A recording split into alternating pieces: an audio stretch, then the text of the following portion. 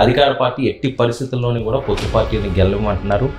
అసలు మీ డిపాజిట్లే రానికుండా చేస్తామంటారు. Why not 175 అనే నినాదంతో వాళ్ళు ముందుకు సాగుతారు. కాన్ఫిడెన్స్ ఏంటి? వాళ్ళ కాన్ఫిడెన్స్ వై నాట్ 8 అంటే ఈరోజు ఒక లెక్కర్ మీద 40,000 కోట్లు సంపాదించారు.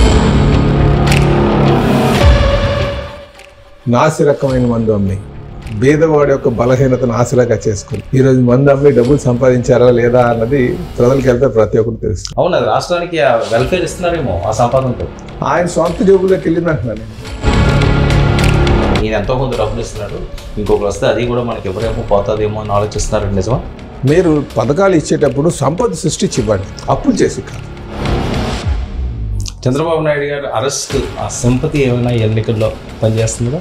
ఆల్మోస్ట్ 65 కంట్రీస్ నుంచి చదువుకున్న వాళ్ళు జనరల్గా బాధితులు బయటకు వస్తారు, ఇక్కడ లబ్ధిదారులు బయటకు వచ్చేది.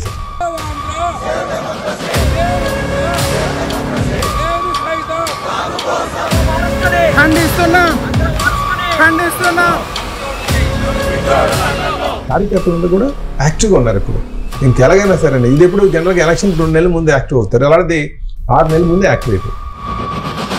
పవన్ కళ్యాణ్ గారి మీద హత్యాయత్నం జరుగుతున్నాయట, బెదిరింపులు అవుతున్నాయట, ఏమైనా బ్లేడ్లతో పోస్తున్నారట.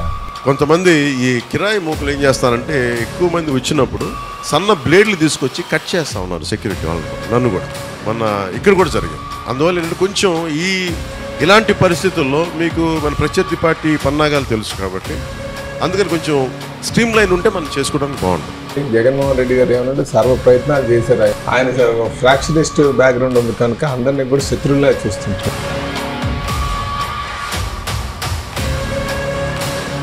సో వాళ్ళు ఇటు ఎన్ని ప్రయత్నాలు చేసినా దాన్ని తిప్పుకోవడానికి ఇటు జన సైనికులు, తెలుగుదేశం పార్టీ నాయకులు చాలా సిద్ధంగా ఉన్నారు. టచ్ చేసే సాహసం చేస్తారంటారా? చూస్తూ ఊరుకునేది ఎవరు లేరు ఇక్కడ.